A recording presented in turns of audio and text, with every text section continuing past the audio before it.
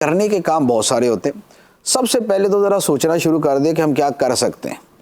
جب ہم یہ سوچتے ہیں نا کہ ہم کچھ نہیں کر رہے تو واقعی حقیقت ہوتی ہے ہم کچھ نہیں کر رہے. لیکن اگر آپ یہ سوچنا شروع کر دیں کہ مجھے کچھ کرنا ہے اس کو لکھنا شروع کر دیں تو آپ کی اتنی لمبی لسٹ تیار ہو جائے گی. آپ بولیں گے یار لاک ڈاؤن تو 14 دن کا، کام تو زیادہ دن کے ہو گئے، اب کام کم کروں یا لاک ڈاؤن زیادہ کر دوں. تو زندگی میں اتنے پینڈنگز اور اتنی چیزوں کی تاخیر ہوتی ہے ہمارے پاس کہ اس کی پوری لسٹ ہوتی ہے. ہمارے 20 کام ہوتے، یہ نہیں کیا تھا، وہ نہیں کیا تھا. 25 آدمی کو فون کرنے تھے، ہم نے فون نہیں کیے تھے. کوئی فوت ہوا، کوئی بیمار ہوا، کسی کے ساتھ کوئی مسئلہ ہوا، کسی کو خوشی ملی، تو اب ان سب کو فون نہیں کیے ہوتے. بھائی ان کی لسٹ بنائیں، سب کو باری باری فون کرنا شروع کر دیں. تو آپ کے جو ہے ایک اچھا خاصا اور بڑا اچھے کام میں اچھا وقت آپ کا گزر جائے گا. دوسرے نمبر پر یہ ہے کہ وہ جو میں نے مینرز کے حوالے سے عرض کیا، تو چشم بدور کے ہماری اکثریت اس سے محروم ہے کہ ہمیں ادب آداب نہیں آتے، نہ مہمان بننے کے اور نہ مہمان کی خدمت کرنے کے، نہ ہمیں باہر نکلنے کے اور نہ ہمیں گھر میں ٹھہرنے کے، نہ ہمیں رات کو کیسے باہر سے آتے ہیں اور کیسے دوسروں کا خیال کرتے ہیں. یہ ایک پوری لسٹ ہے. آپ مکتبۃ المدینہ کی میں عرض کروں گا 2 سے 3 کتابوں کا مطالعہ کر لیں، یقین کیجئے آپ کے جو مینرز کا معاملہ نا یہ حل ہو جائے گا. نمبر 1، بہار شریعت کا 16واں حصہ. بہار شریعت کا 16واں حصہ، یہ کھانا پینا، سونا جاگنا، اٹھنا بیٹھنا، ملنا ملانا، زیور چاندی، لباس اور چھینکنا اور کھانسنا، یہ ان سب چیزوں کی سنتیں اور آداب پر مشتمل ہے. اگر آپ اس کتاب کے ایک باب کا روزانہ مطالعہ کریں تو آپ یقین کیجئے کہ علم کا ایک بہت بڑا ذخیرہ آپ کے ہاتھ آئے گا. اور یہ جو کتاب ہے یہ صرف عام لوگوں کے لیے نہیں، حقیقت یہ ہے یہ علماء کے لیے بھی مفید ہے. اس میں اتنی معلومات ہیں بہار شریعت کے 16ویں حصے میں. ساری کتابیں اچھی ہے لیکن آداب کے اعتبار سے میں عرض کر رہا ہوں. نمبر 1. نمبر 2، آداب کے بارے میں ہی ایک اور کتاب 101 مدنی پھول، دوسری کتاب 163 مدنی پھول، تیسری کتاب سنتیں اور آداب. یہ 3 کتابیں ہوگی. ایک اور کتاب میں عرض کرتا ہوں، وہ بھی مکتبۃ المدینہ کی ہے، وہ ہے تکلیف نہ دیجیے. تکلیف نہ دیجیے. اس کتاب میں وہ ساری چیزیں ذکر کی گئی ہیں کہ جو ہم زندگی میں کرتے ہیں اور جس سے لوگوں کو تکلیف ہوتی ہے، یا دوسرے کرتے ہیں اور ہمیں تکلیف ہوتی ہے. یہ کتاب جو ہے نا، یقین کیجئے اس کتاب کو تو اپنا جو ہے نا وہ گائیڈ سمجھ کے اس کو آپ پڑھیں کہ یار ہم کہاں کہاں دوسروں کو تکلیف دے دیتے ہیں. کیونکہ بہت مرتبہ ایسا ہوتا ہے ہمارا ذہن نہیں ہوتا کہ ہم کسی کو تکلیف دیں، لیکن ہمیں علم نہیں ہوتا یا ہماری توجہ نہیں رہتی اس کی طرف.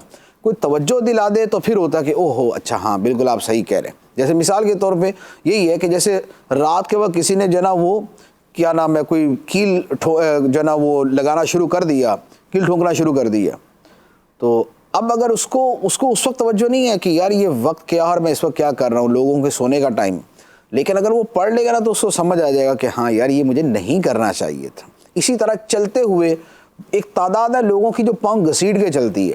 اچھا اب جوتا گھسیٹ کے چلتے اتنی بری آواز آتی ہے اس کی اور اتنی سخت ناپسندیدہ چیز ہوتی ہے، لیکن لوگوں کو احساس نہیں ہوتا. لیکن اگر آپ اپنے کتاب پڑھیں گے نا اور اسے اپنے لیے ایک سیلف ایویلیویشن اور ایک سیلف انالیسس کے طور پہ، یعنی خود احتسابی کے طور پہ اس کتاب کو پڑھیں گے تو پھر آپ کو سمجھ آئے گا کہ یار یہ جو پاؤں گھسیٹ کے چلنے کی عادت ہے نا یہ میرے اندر ہے، مجھے اس کو ختم کرنا ہے. بعض لوگوں کو بہت اونچا بولنے کی عادت ہوتی ہے کہ بھئی بات 2 بندے بھی کر رہے ہیں، اتنی اونچی بولیں گے وہ دور تک آواز جائے گی. اچھا بعض لوگوں کو لمبی بات کرنے کی عادت ہوتی ہے، چھوٹی سی بات ہے سامنے والا کہتا ہے یار کس پکاؤ سے میرا رابطہ جب واسطہ پڑ گیا، بات ہی ختم نہیں ہو رہی اس کی. تو بات مختصر کرنی چاہیے، بات جو ہے نا وہ نپی تلی کرنی چاہیے، بات اتنی کریں کہ جس سے مقصد پورا ہو جائے، سامنے والا بور نہ ہو. اچھا بعض لوگوں کی عادت ہوتی ہے کہ ان کے پاس سوائے دکھ کی خبروں کی خبر ہی کوئی نہیں ہوتی. وہ جب بیٹھیں گے تو بس ایسا ہی ہوگا کہ سارے مل جل کے قبرستان پہنچ گئے، وہ دنیا بھر کے دکھ اور غم جمع کر دے گا. تو اب یہ عادت ہے تو اس کو سوچیں کہ یار یہ نہیں ہونی چاہیے. مزاج کے اندر جو مزاح ہونا چاہیے، خوش طبعی ہونی چاہیے، خوشگواری ہونی چاہیے. اب بیٹھ کے بات کریں تو آپ کو لگے کہ یار یہ ماشاءاللہ اس انداز، یہ ایک فریشنس پیدا ہو جاتی. بعض لوگ ایسے ہوتے ہیں کہ جس کو بولیں کہ محفل میں آئیں تو محفل معطر ہو جاتی ہے، ان کی باتوں سے جو نا جن کی باتوں سے خوشبو آئے. تو ایسے لوگ ہوتے ہیں کہ ان کی باتیں جو ہیں وہ محفل کو تر و تازہ کر دیتی ہیں. اور بعض ایسے ہوتے ہیں کہ اچھی ملی محفل کا ستیہ ناش کر دیتے ہیں. وہ وہاں پر ایسی مایوسی پھیلاتے ہیں اور چھوٹی سی بات کو اتنا بڑا کر کے پیش کرتے ہیں. اور یہ ایسی بری عادت ہوتی ہے. بعض افراد پہلے میں اپنا آپ کو عرض کرتا ہوں کہ آ کے کچھ خبر دیتے تھے نا تو ٹینشن ہو جاتی تھی, یا اللہ خیر. اچھا کچھ عرصے بعد نا آہستہ آہستہ سمجھ آ رہے نہیں یار اس کا پرابلم ہے, دنیا کا پرابلم نہیں ہے.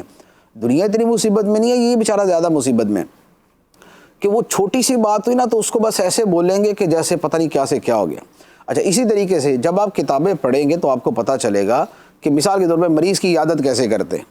اب مریض کی عیادت یہ بھی ہے, اچھا ہاں ٹھیک ہے یار, ہزاروں لوگ بیمار ہوتے ہیں, کیا بات ہے, آپ بھی ٹھیک ہو جائیں گے, کوئی مسئلہ نہیں, یہ بھی ہوتا ہے. اور یہ بھی ہے, اوہ ہو میرا دوست بھی فوت ہو گیا تھا اس کے اندر. ہاں اب اس کو مرنے کی جب خبریں دیں گے تو وہ بیچارہ دل پہ ہاتھ رکھ کے بیٹھ جائے گا کہ یار یہ کیا.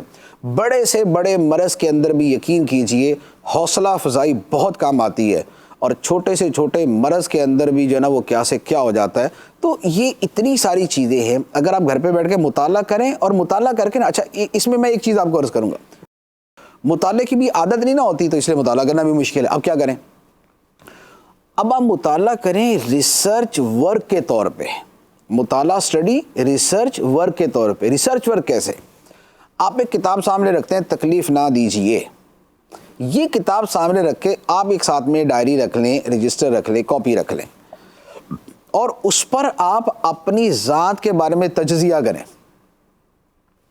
چیپٹر نمبر 1 یا عادت نمبر 1 اور میں موصوف. اب آپ اس کے اوپر لکھیں کہ یہ عادت ہے نہیں ہے, یہ عادت ہے نہیں, یہ چیک لسٹ بناتے جائیں.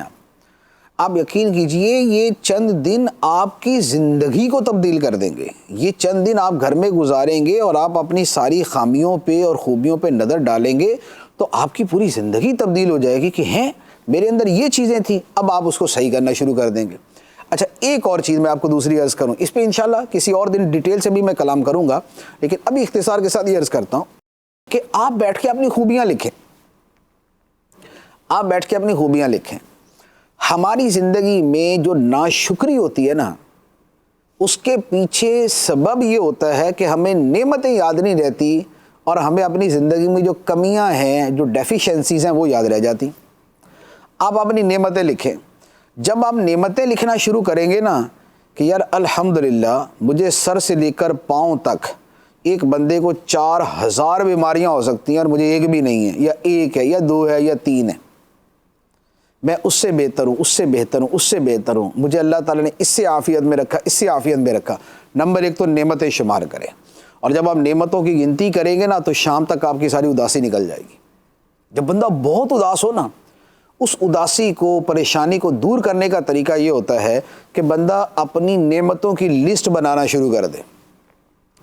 میرا بچہ فوت ہو گیا, ٹھیک ہے, آپ کا بچہ فوت ہو گیا, باقی کتنے ہیں 4, اگر 4 بھی چلے جاتے تو بھائی جو گیا ہے اس کی بجائے جو 4 باقی ہیں نا اس کو سوچیں. 4 تو باقی ہے نا آپ کے پاس. تو اس انداز میں جب بندہ پازیٹیو تھنکنگ کے ساتھ چلتا ہے, مثبت سوچ کے ساتھ چلتا ہے, تو پھر اس کے دل کے اندر شکر کا جذبہ پیدا ہوتا ہے. تو اپنی نعمتیں شمار کریں. پھر اس کے ساتھ ہمارے اندر کیا صلاحیت ہوتی ہے, بعض اوقات توجہ نہیں ہوتی, بعض اوقات معلوم نہیں ہوتا. ہمیں نہیں پتہ ہوتا کہ یار ہم تو بہت اچھی نعت پڑھ لیتے ہیں, ہمیں نہیں پتہ ہوتا ہم تو بہت اچھی تقریر کر لیتے ہیں, ہمیں نہیں پتہ ہوتا کہ ہم تو بہت اچھا لکھ لیتے ہیں, ہمیں نہیں پتہ ہوتا کہ یار ہمارے اندر تو کمیونیکیشن سکل, اسپیکنگ پاور, گفتگو کرنے کی مہارت ہے, ہم تو بہت اچھے طریقے سے دوسرے کو قائل کر سکتے ہیں, ہم تو اپنی اس گفتگو کی طاقت کو استعمال کر کے لوگوں کو نیکی کی طرف مائل کر سکتے ہیں, بگڑے ہوئے کو سدھار سکتے ہیں, ماں باپ کے نافرمان کو فرمان بردار بنا سکتے ہیں, یا ہم 2 روٹھے ہوئوں کو آپس میں صلح کروا سکتے ہیں. ساری اسپیکنگ پاور کمیونیکیشن سکل کے اوپر دار و مدار رکھتی ہے. تو اب آپ دیکھیں جب آپ اپنی صلاحیتیں لکھنا شروع کریں گے تو اب آپ کو پتہ چلے گا کہ یار میں تو اپنی زندگی کسی اور ہی کام میں گزار رہا ہوں, مجھے خدا نے یہ صلاحیتیں دی, میں ان کے اندر اس کو استعمال کروں. تو یہ والے کام بہت سارے ہیں, اپنا سیلف انالیسس کے, خود احتسابی کے, اپنی کمیاں دیکھنے کے, اپنی خوبیاں نوٹ کرنے کے, مستقبل کا پلان بنانے کے. تو وہ ایک بہت بڑا کام ہے. مستقبل کا پلان کیسے بنایا جاتا ہے یہ انشاءاللہ ہم اسی اپنے سلسلے کے اندر کسی اور دن بیان کریں گے. تو کہنے کا مقصد یہ ہے کہ وہ جو جسے کہتے ہیں نا وہ بار بار ہاتھ دھونا اس سے بہتر ہے کہ بندہ جان سے ہی ہاتھ دھو بیٹھے. اور گھر میں بند ہونا اس سے بہتر ہے کہ وہ چادروں میں پیک کر کے وینٹیلیٹر پہ بند کر دیا جائے اس کو. تو گھر پہ بیٹھ کے جیسے پرہیز احتیاط کرنی چاہیے احتیاطیں کریں, گھر پہ رہیں, چند دن ہے گزر جائیں گے, پھر اس کے بعد جائز کام کریں.